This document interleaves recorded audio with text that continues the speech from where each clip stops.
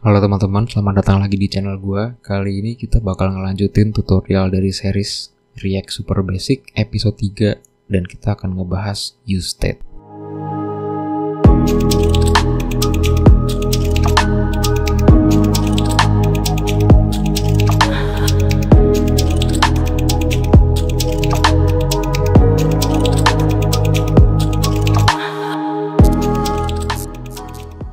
Nah, oke teman-teman, jadi kita kemarin itu udah bikin sampai sini ya.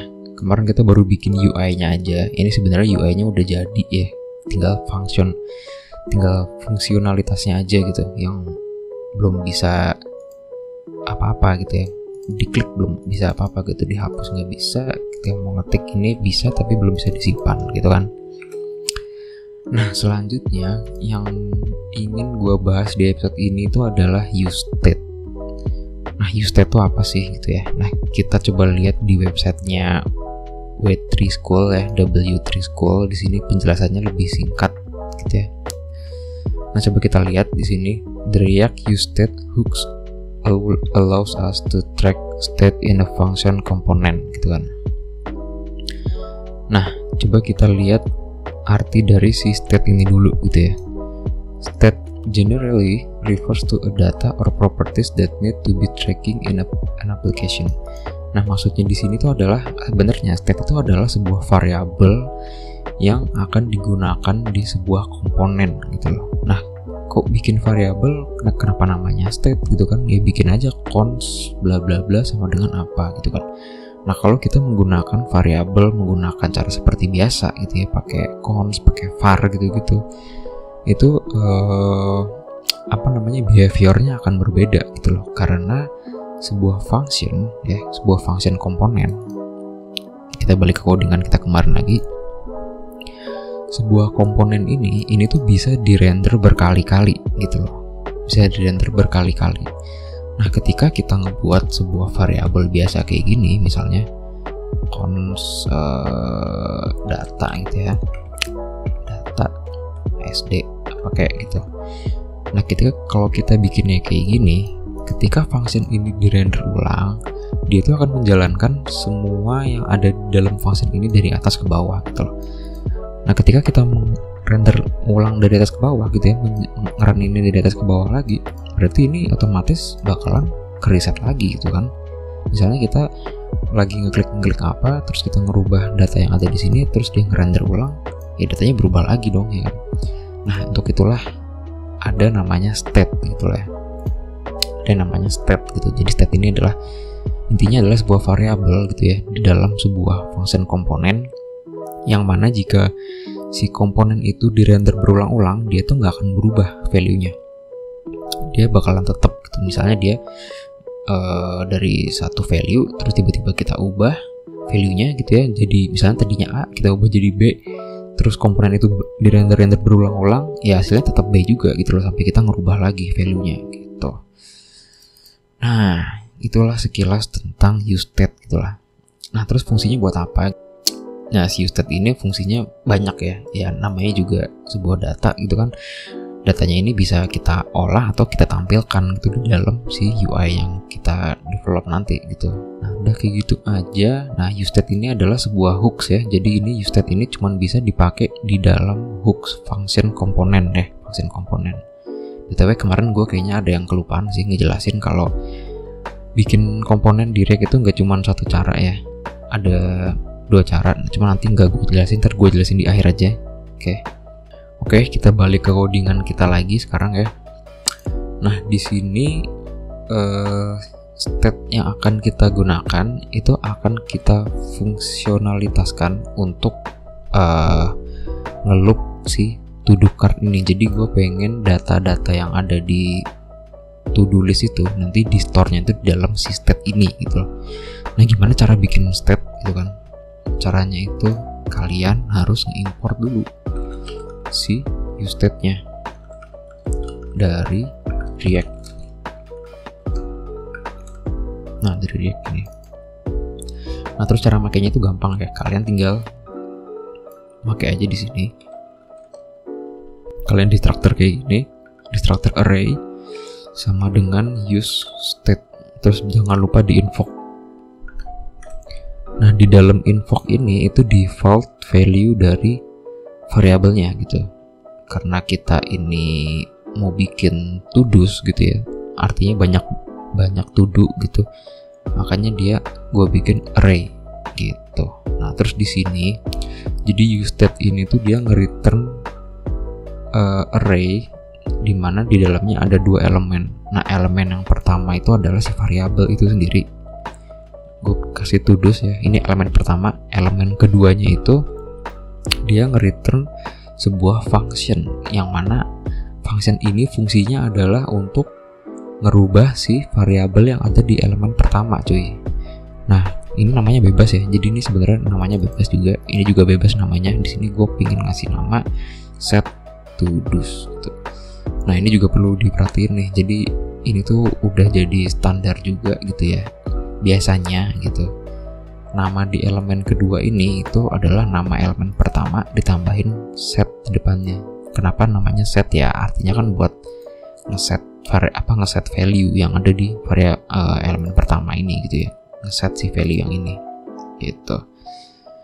Nah, terus juga ada yang kelupaan nih. Jadi useState ini itu adalah variabel yang hanya bisa digunakan di komponen tersebut dan children-nya gitu loh. Nah, state ini kan gue deklarasiin di function ini kan, di komponen ini gitu. Nah, berarti dia hanya bisa digunakan di komponen ini aja atau children-nya kayak gitu. Oke, kayak gitu aja. Nah, terus cara gunainnya gimana, bro? Gitu kan.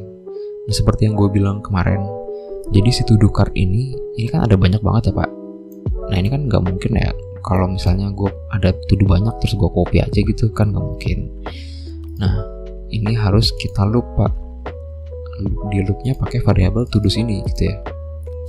Nah, gimana cara nge-loop? Nah, jadi to-do ini kan nanti isinya bakalan ada objek dari to-do gitu kan. Nah, karena ini masih string kosong, coba kita lihat aja nanti hasilnya kayak gimana. Jadi cara nge-loop di React.js itu kayak gini, cuy. Kalian harus buka dulu pakai kurung kurawal kayak gini. Terus kalian panggil si to-do-nya gitu kan, array to-do-nya ini, terus di map gitu ya. Kalian tahu nggak function map itu apa gitu kan? Function map itu adalah function yang mana akan mengembalikan array baru dari array yang akan kita map gitu loh. Jadi misalnya ini to-dos kan, terus kita map, nah dia akan nge-return array baru dari si to-dos ini gitu loh, sesuai dengan sesuai dengan yang akan kita return tuh apa gitu.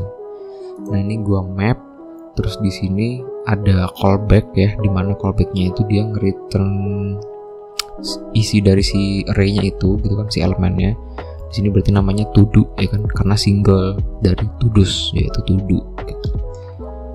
To do. Nah, di sini gue pingin nge-return sesuatu gitu loh ya. Apa yang lo return? Yang lo return ya si to do card-nya ini gitu kan. To do card-nya. Karena gue pingin nge-loop si to do card-nya ini gitu. Oke. Udah deh, kayak gitu doang caranya, cuy. Cara pakai state gitu ya. Ini sebenarnya bukan cara pakai state, bukan kayak gini doang gitu, cuman ini salah satu pengimplementasiannya gitu ya, untuk menggunakan data di elemen JSX gitu.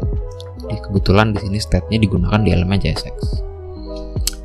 Nah, udah di map, terus kita lihat coba ya ke browser kita. Ini gua close aja. Nah, banyak error nih, cuy. Kita refresh lagi coba. Nah, kalau di sini kita lihat dia kosong, cuy. Kenapa kosong gitu kan? Karena ya emang array-nya kosong gitu kan. Nah, di sini gue pengen ngasih satu contoh to do gitu ya.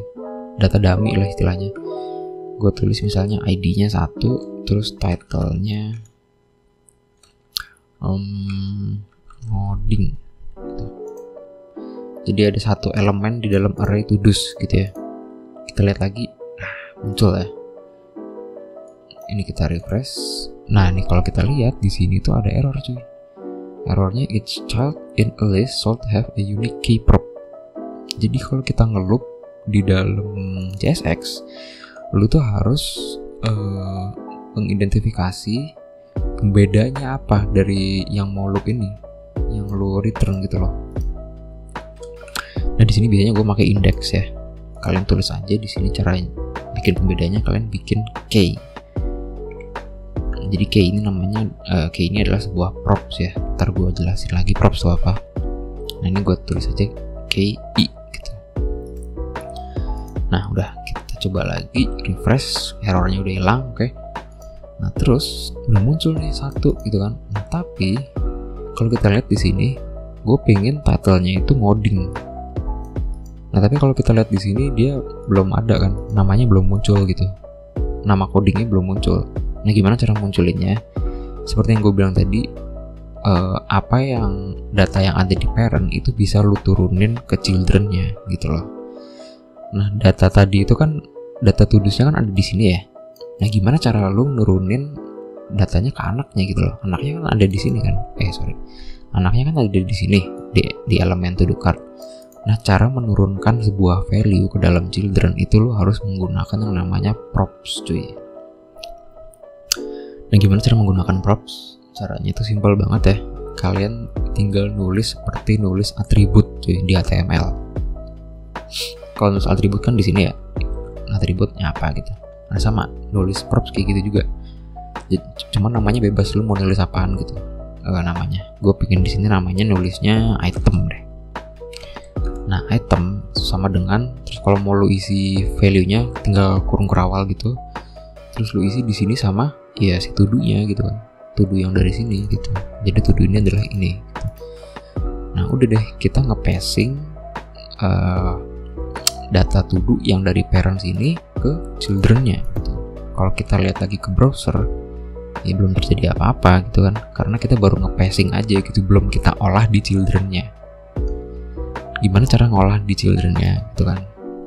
Nah to-do card itu kan elemennya ini ya, komponennya ini kan. Nah cara lu ngambil props yang di passing gitu ya, itu dari sini cuy, parameter sini. Jadi parameter ini tuh nerima satu parameter gitu ya. Sebenarnya ada dua sih. Nah, cuman yang pengen gue jelasin di sini ada satu parameter. Yang pertama itu namanya props. Nah, jadi props ini adalah objek dari props yang kita passing di sini cuy. Jadi dia sebenarnya itu objek bentuknya objek kayak gitu. Nah coba kita konsolok dulu aja ya si propsnya ini, kita konsolok. Oke, kita refresh. Nah dapat nih coy, dia objek bentuknya, terus di dalamnya ada property gitu ya, ada field namanya item. Nah item ini yang gue bikin tadi nih, item gitu kan. Kalau kita buka lagi isinya ID sama title ya kan, sesuai kan sama yang ini gitu cuy. Nah supaya mempermudah gitu ya, itu kita pakai namanya destructuring aja. Jadi destructuring tuh karena dia ini objek gitu, jadi kita bisa langsung kayak gini cuy, kayak gini. Terus nama propertinya apa gitu, tadi kan nama propertinya item. Nah bisa langsung kayak gini aja gitu. Nah udah kayak gini gitu kan, ya udah kita tinggal pakai di sini cuy. Berarti di sini supaya kita bisa pakai value yang ada di sini, kita bisa pakai kurung kurawal lagi gitu, kurung kurawal gini, terus pakai item. Nah cuman kan item masih objek nih, kita kan pingin title-nya, berarti item.title gitu cuy. Sip. Nah udah berubah ya, ngoding, mantap. Nah gue coba bikin 2 to do ya di array sini. Gue bikin lagi, ini ID-nya 2, gue kasih makan 2. Nah ini berubah. Oke. Jadi intinya kayak gitu cuy, state ngoding makan 2. Nah ini value ini gitu ya, setiap dia render nanti nggak akan berubah gitu ya. Maksudnya datanya itu persist gitu loh, nggak akan berubah setiap dia render ulang gitu loh. Kecuali kita berubah kalau ngeset to do's gitu ya, dirubah pakai set to do's gitu. Nah terus kita bakal kerjain fitur selanjutnya nih. Fitur selanjutnya yang bakal kita kerjain pertama itu ini deh, gimana caranya nambahin dari inputan sini bisa kita simpan dia nambah baru gitu kan. Nah gimana caranya? Caranya adalah kita harus ngehandle change yang ada di input sini gitu kan. Jadi input ini itu dia punya props yang namanya onChange, dimana dia ini adalah sebuah callback ya, callback yang mana dia akan nge-return sebuah value dari event si input ini gitu. Gua console log nih, ini tadi event ya, gue tulis aja gitu, terus gue console log si nya. Jadi console log tuh buat nampilin sesuatu di konsol gitu ya. Gue bakal nampilin nya si eventnya. Coba kita lihat di sini, terus gue ketik something gitu ya, gue ketik sesuatu misalnya A gitu. Nah kita lihat nih, dia muncul sesuatu cuy di sini. Apakah ini gitu kan? Ini adalah event cuy, event dari si input itu gitu loh, dari perubahan sesuatu yang ada di sini gitu, karena namanya tadi on change kan. Nah kayak gini. Nah terus dapetin value nya dari mana bro gitu kan? Gue pengen dapetin apa yang gue ketik gitu, misalnya A, nah munculnya kayak gini. Nah cara dapetinnya lu dari sini cuy. Jadi ini kan ada banyak properti ya, lu cari di sini target, terus value nih. Nah isinya A kan sama kan. Nah makanya lu ntar cara dapetinnya adalah e.target.value gitu cuy. Kita coba lagi ya. Aduh, muncul ya. Nah gitu cuy caranya. Nah cuman gitu kan, kita pingin naruh hasil dari inputan kita itu di sebuah state gitu loh. Nah gimana caranya tuh gitu kan? Gimana caranya lu naruh atau mindahin value yang ada di sini itu bisa aja di dalam state gitu nantinya. Jadi di sini gue pengen bikin state baru ya, namanya input. Terus di sini set input, ini use state. Gue pingin default value-nya itu string kosong aja gitu. Nah gimana caranya gue pingin bikin value yang ada di sini itu bisa dimasukin ke sini gitu. Nah berarti kita harus menggunakan set input ini nih ya kan, supaya bisa dia ngerubah input yang di sini gitu berdasarkan hasil ini. Nah, gimana caranya? Kita di sini bikin aja dulu function gitu ya buat ngehandle si inputnya. Handle input. Kita bikin function seperti biasa gitu. Nah di sini handle input ini itu tugasnya adalah ngeset input gitu loh, sesuai sama value-nya. Di sini gue pengen value sama value-nya gitu. Nah terus gimana nih caranya make handle input di children gitu kan? Seperti yang gue bilang tadi gitu kan, apa-apa yang ada di parent itu bisa lu passing ke children gitu. Nah cara nge-passingnya kayak yang gue bilang tadi juga ya, lu tinggal pakai namanya props cuy. Nah ini props, berarti lu tulis aja di sini terserah ini namanya apapun ya, cuman biar gampang gue pakai nama yang sama aja sama functionnya. Handle input kayak gitu cuy. Nah di sini berarti mana tadi, di sini kan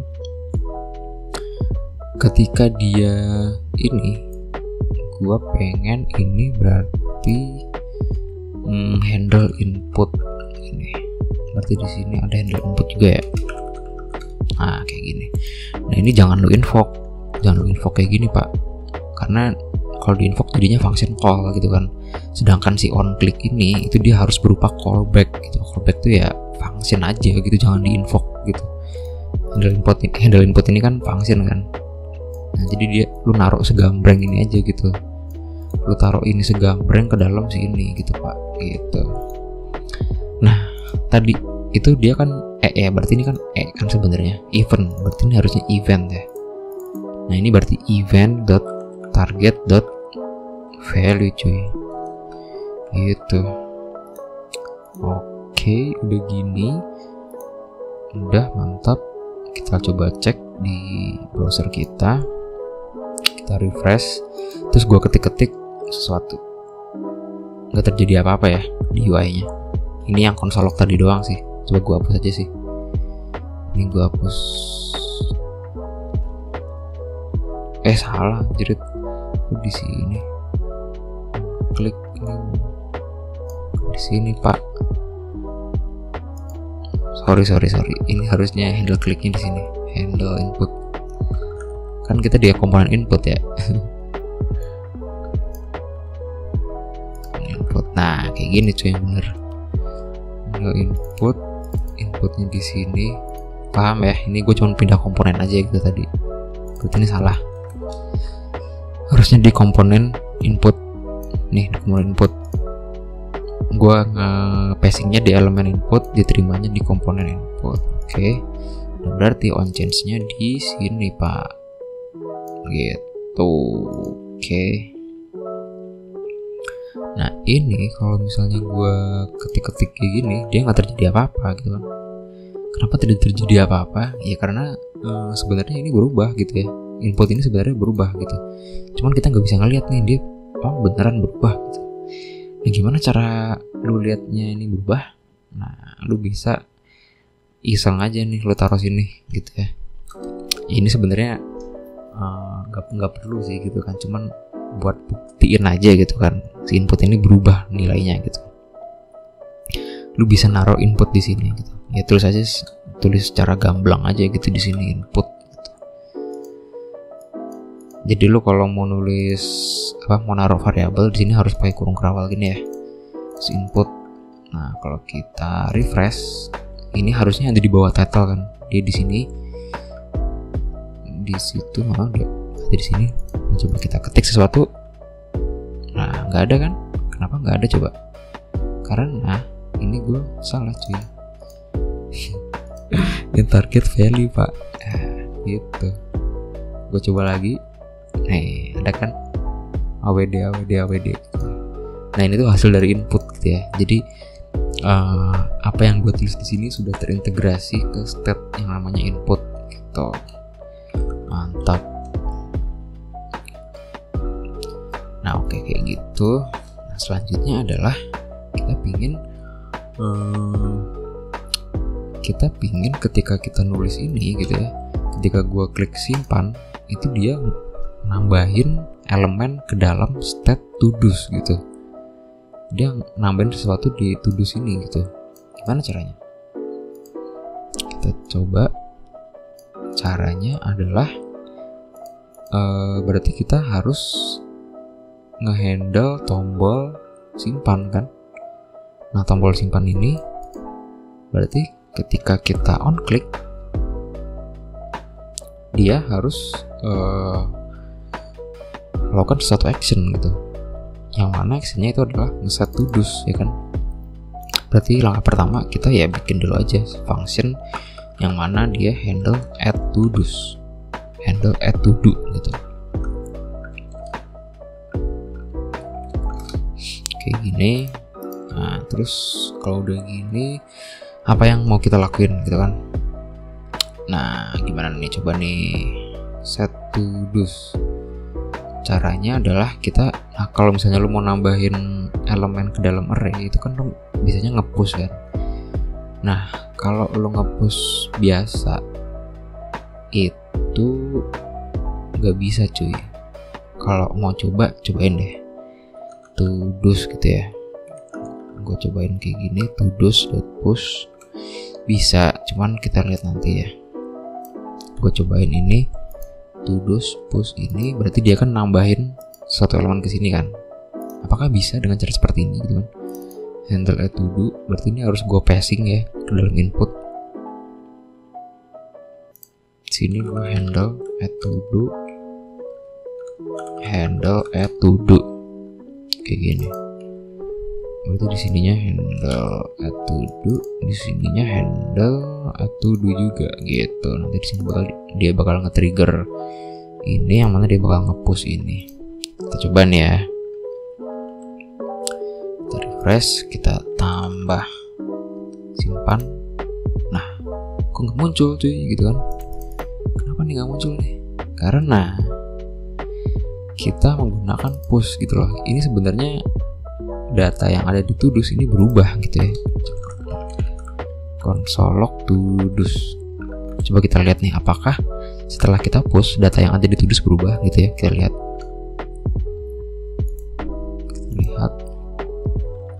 Tadi sempat banyak ya, cuman dulu jangan lihat itu dulu, abaikan aja. Kita coba simpan. Set. Nah, lu lihat nih, datanya jadi 3 cuy, tadinya 2. Lu simpan lagi jadi 4. Nah, datanya jadi nambah nih gitu. Tapi kenapa di sininya nggak berubah gitu kan? Nah, itulah yang gue bilang tadi. Jadi set Todoist ini dia itu fungsinya adalah ngerubah Todoist sekaligus dia ngerender ulang. Jadi ketika data yang ada di state ini berubah, dia tuh bakal ngerender ulang cuy. Ngerender ulang si komponen ini gitu loh. Setiap ada perubahan di state, itu komponennya bakalan ngerender ulang gitu ya. Makanya jadi harus hati-hati, jangan naruh sesuatu di sini ya, suatu variabel dinamis di sini, karena ya nanti bakalan ke reset terus gitu loh si variabelnya. Naruhnya di state aja gitu. Nah berarti ini implementasinya nggak bisa kayak gini ya, ini salah nih. Nah, caranya berarti kita harus pakai set Todoist. Pakai set Todoist cuy. Pakai set Todoist. Nah, di sini berarti kita kan pingin nambahin array gitu kan, nambahin elemen di dalam array ini gitu. Nah, caranya gimana? Gue di sini bakal pakai fitur JavaScript ya, namanya spread operator. Jadi di sini gue tinggal nge-spread, di spread si Todoist-nya. Kenapa gue spread gitu kan? Karena dia biar bikin reference baru gitu dari si Todoist ini.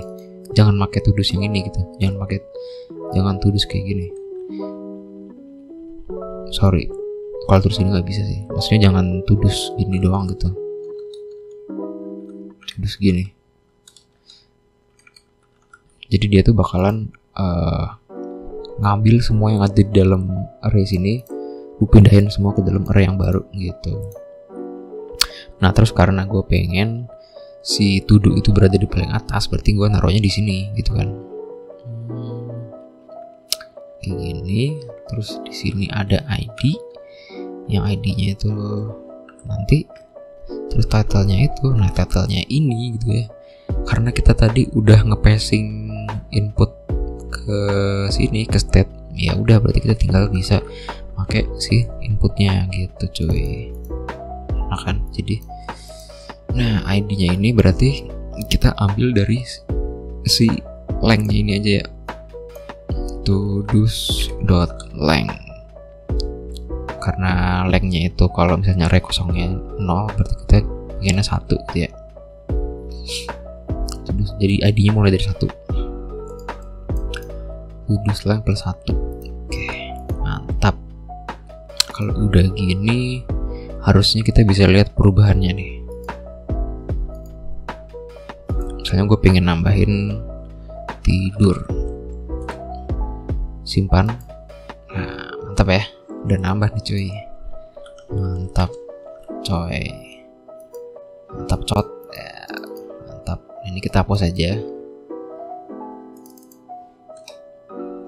Nah, kita udah nyelesain satu fitur nih, simpan gitu ya. Nah, sekarang kita mau ngerjain fitur yang satu lagi, hapus gitu ya. Gimana caranya? Sama kayak tadi, kita harus mikirin dulu nih dari awal. Berarti kita harus nge-handle ini dong gitu. Iya bener, kita harus nge-handle button ini, si hapus ini. Caranya ya on click tadi. Ketika dia diklik, dia harus melakukan action sesuatu gitu. Nah, terus langkah kedua, kita tinggal bikin function buat nge-handle-nya aja. Handle delete to do. sini, terus function seperti biasa ya. Nah di sini berarti kita harus ngeset to do lagi. Cuman kita harus bikin array baru yang mana di dalamnya elemennya, suatu elemen yang kita pengen delete itu udah nggak ada gitu. Nah gimana caranya? Kita bisa pakai fitur JavaScript lagi yang namanya find index cuy. Jadi di sini delete to do ini kita harus punya ID yang mau kita delete ya. Sini ID deleted ID deleted ID deh. Deleted ID. Maksudnya ini ID yang mau di delete ya? Atau gimana ya? Atau ID ya gitulah ya, ngerti lah pasti. Ini terus kita bisa cari di sini delete. Ini hasilnya deleted indexnya nanti apa gitu ya. Terus to do's. Nah kita bisa pakai namanya find index gitu. Nah find index ini adalah sebuah function JavaScript yang mana dia menerima sebuah callback juga gitu ya. Callbacknya ini dia nge-return si elemennya itu sendiri. Misalnya di sini to do-nya. Nah gue pengen cari yang to do ID-nya itu sama kayak ID yang mau kita delete gitu. Kalau misalnya ID-nya sama yang mau kita delete, tolong dong returnin si indeksnya gitu maksudnya. Kita konsol log si ID-nya ya.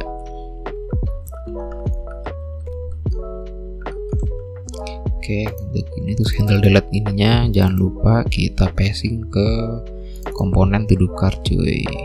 Sini handle delete to do, handle delete to do. Oke. Berarti di sini ada handle delete to do di sini. Nah, cuman kita kan butuh deleted ID ini ya. Sementara lu di sini cuman nggak naruh parameter apa gitu. Nah supaya lu bisa naruh parameter ini harus lu jadiin function, jadi nggak langsung ditulis kayak gini gitu loh. Ini harus lu invoke. Nah cuman kalau lu invoke kayak gini berarti lu harus bikin function di sininya kan.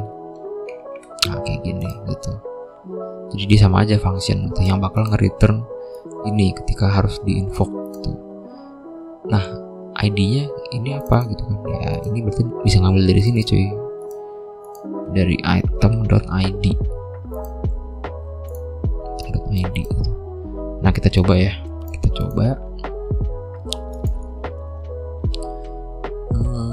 misalnya gue pingin ngehapus ngoding ini gitu ya. Ngoding ini ID-nya berapa? 1 ya. Kalau gue klik hapus harusnya dia muncul ID 1 cuy di sini. Klik 0. Kenapa coba 0? Karena dia indeks bukan ID ya. Sorry, salah gue tadi. Jadi dia bakal nge-return indeksnya, bukan ID-nya, sorry. Jadi indeks ya, karena si ngoding ini tadi ada di indeks 0, makanya dia memilikinya 0 gitu. Kalau makan ini kan indeksnya 1, berarti dia 1 gitu ya. Terus kalau ini 0 gitu cuy. Oke kayak gitu. Nah dari sini berarti kita bisa ngedelete nih atau nge-remove elemen dari sebuah array menggunakan index. Gimana caranya? Caranya adalah kita menggunakan function bawaan JavaScript lagi yang namanya splice cuy. Nah coba lo cari, gue agak lupa juga tuh JavaScript. Nih dia. Nah jadi splice ini adalah sebuah function JavaScript yang gak nge-return apa-apa dia gak nge-return apa-apa, tapi dia ngerubah reference-nya gitu loh, ngerubah reference dari array atau objek gitu ya. Array sih, kan splice array. Dia bakal ngerubah reference dari array gitu. Nah karena kita nggak mau ngerubah reference dari array gitu kan, jadi kita harus bikin array baru. Nah gimana cara bikin array baru? Caranya kayak tadi ya, yang di atas tadi, tinggal lu spread aja nih to do's.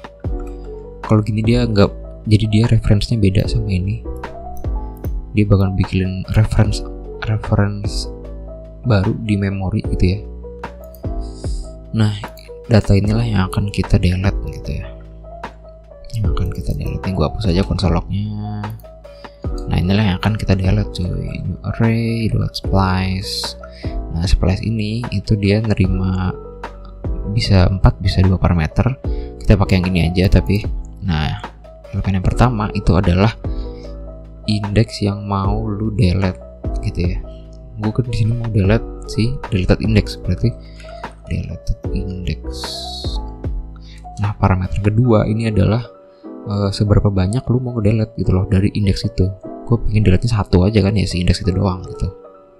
1. Nah, kalau ini gue console log sekarang, gue console log si new array-nya.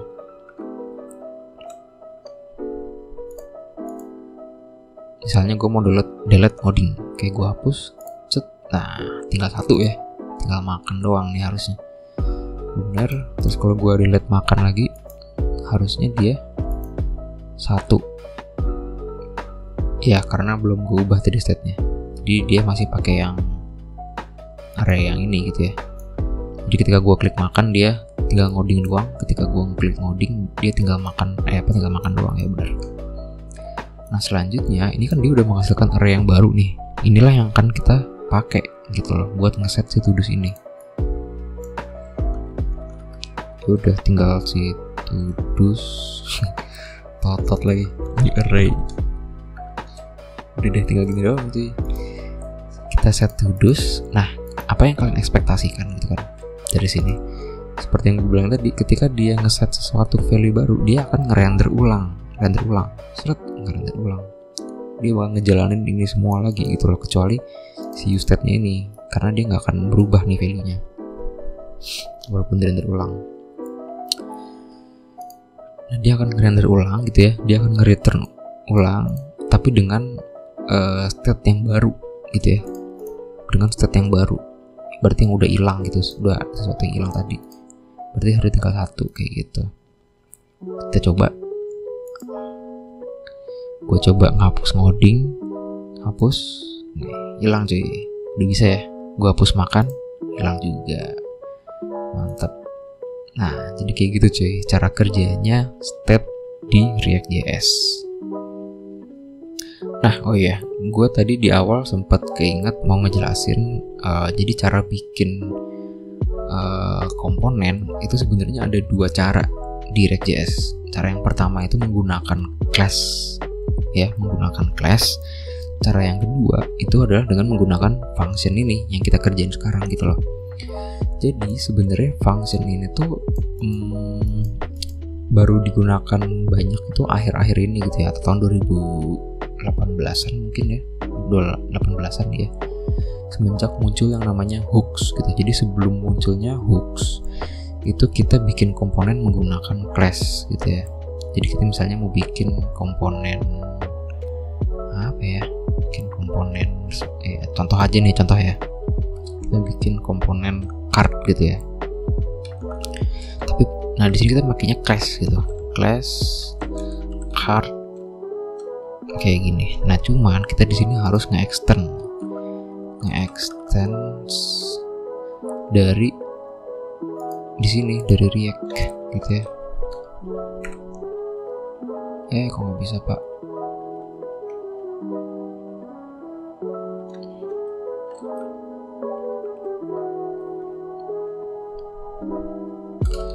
Mana sih?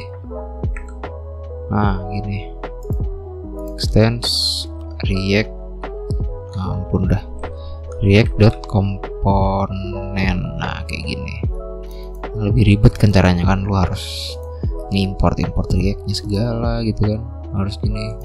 Nah terus lu cara bikin state-nya juga nggak kayak gini, beda gitu kan. Lu harus bikin state-nya itu harus di constructor kayak gitu. Di sini ada di state kayak gini. Terus di sini lo harus bikin metode yang namanya render gitu. Nah dulu tuh cara bikinnya kayak gini, cara bikin komponen gitu ya. Di sini lo bisa div, ini div, di sini class komponen. Ini dia harus nge-return ini. Ribet banget ya, banyak gitu codingannya. Jadi banyak, ada render, ada return, terus ini state-nya segala macem gitu kan, bla bla apa gitu. Di state apa nih, this not allowed before super. Wah, ribet banget nih, harus lu super segala lo kayak gitu. Nah ini namanya komponen juga, tapi dibikinnya dengan menggunakan class, makanya namanya class komponen. Sedangkan ini namanya function komponen. Nah dulu sebelum ada hooks ya, jadi useState ini tuh hooks, salah satu dari hooks itu useState. Nah sebelum ada hooks itu lu nggak bisa bikin state di function coy. Jadi ini tuh nggak ada, useState tuh nggak ada. Jadi lu ya udah nggak bisa bikin state gitu kan. Lu cuman bisa bikin state di sini gitu, di constructor. Nah makanya semenjak adanya hooks kita bisa bikin state di sini gitu. Jadi dulu tuh disebutnya kalau kelas komponen itu namanya stateful ya, kalau nggak salah stateful komponen. Kalau misalnya function itu namanya stateless ya, stateless komponen, karena dia nggak bisa dipakai state gitu. Sedangkan class dulu dia bisa memakai state, makanya namanya stateful gitu. Tapi sekarang karena udah ada sebenarnya namanya hooks, class ini udah mulai ditinggalkan ya teman-teman. Ini udah nggak dipakai, udah jarang dipakai. Ini kalau lu nggak percaya ya, ini gue coba invoke di sini. Di mana ya anaknya? Di sini aja deh. Card. Harusnya dia muncul apa coba? Muncul ini kan class komponen. Kita lihat. Boom. Muncul cuy. Class komponen deh. Jadi ini adalah cara lama kita membuat komponen gitu, dan ini kayaknya di industri juga udah mulai ditinggalkan sih ya, setahu gue. Udah jarang lah orang pakai class gitu, karena bukan tutorial sih, bahkan dokumentasi dari framework atau library JavaScript atau React gitu ya, dia tuh udah menggunakan hooks semua gitu ya, udah menggunakan function komponen gitu. Ini jadi udah jarang dipakai. Jadi gue saranin banget kalian buat pakai function komponen aja gitu cuy. Ini gue hapus aja. Sorry ini penjelasan class komponennya kelewat kemarin cuy. Nah udah kira-kira kayak gitu aja cuy, tutorial gue dari episode kali ini ya tentang useState. Terima kasih udah menyimak video gue sampai akhir. Jangan lupa like and subscribe channel gue, dan jangan lupa pantengin terus channel gue untuk tutorial-tutorial selanjutnya. See you.